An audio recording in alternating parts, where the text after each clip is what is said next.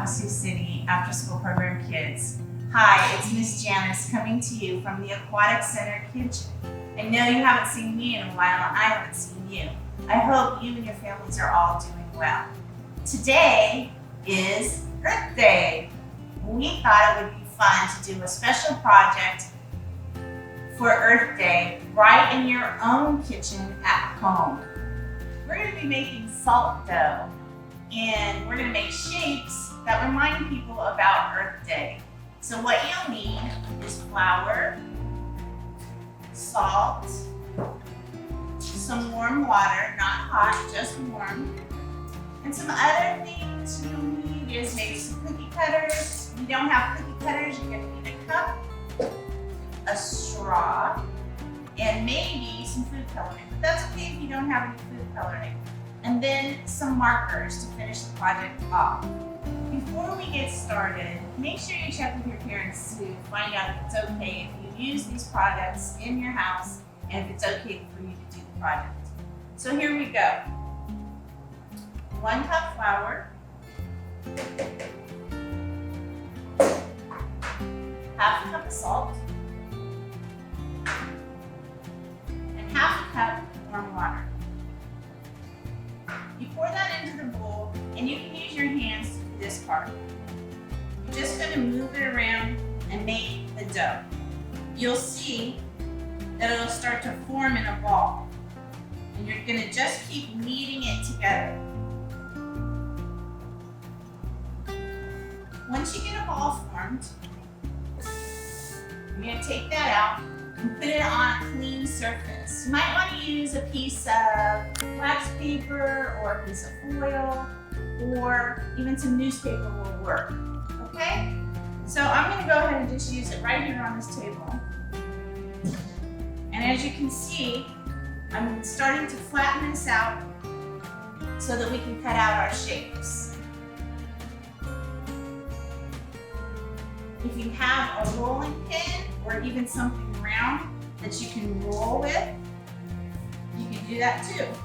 I like to do it with my hands.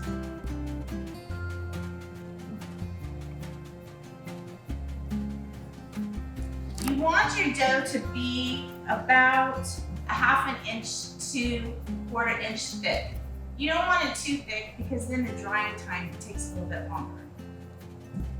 So next, like I said, you don't have to have cookie cutters. I'm going to use my cup and I'm going to cut out my circle shape. Or I do have this cute little flower shape. I'm going to cut out the flower. I also have a star. The other thing you can do is you can take a piece of dough off and just make your own shape. It does not have to be used with a cookie cutter. You can make whatever type of shape you would like. Okay? Once you've got your shapes cut out, you remove the excess dough from around the pieces that you cut. Or you'll take your piece that you made by hand and set it aside. Now, depending upon what you want to do with these, will depend on whether you need to put wool in it. Some can be put on a piece of yarn, or they can be placed on a piece of string so you can hang it. Okay? So we just took the straw and we pushed a little hole through, and now we have our pieces with the hole in it. From this point, you're going to have to let it dry before you go any further. There's 2 things you can do. You can take and put them outside and let them sit in the sun. It's certainly going to be hot this week, so you should be able to do it and let them dry outside. Or if you have a parent available, you can ask the parent to turn the oven on 180 to 200 degrees and let them dry out in the oven. So remember earlier when I told you might need a glove? Well, make sure it's okay because gloves are not in ample supply these days. But you should wear a glove for this part if you're going to do this. And you don't have to. So what I did is I put on 1 glove. I got my food coloring. I'm just going to use a small portion of the dough. And I'm going to hold it in my hand and I'm going to put just a few drops of food coloring into the dough. Then what you do is you just work the food coloring into the dough. And as you can see, it's starting to take on the color and it's making really neat shapes into the dough. If you have 2 gloves, you can use both hands. I chose just to use one. Okay, so once you've worked some of the coloring into the dough, lay it back out on your table and take a section, roll it into a ball, and pat it out. And as you can see, it turns into some real pretty, like swirly designs. So same thing, you can make any shapes that you want to. I like to flatten them out, and then I'm gonna write a message on mine. Well, ours are already dry. Of course, we use the oven for ours. And I went ahead and colored some, but here's what I'm gonna show you. You can use paint, you can use markers, which is what we did today. You can use watercolors. You can even use crayons if you don't have anything else.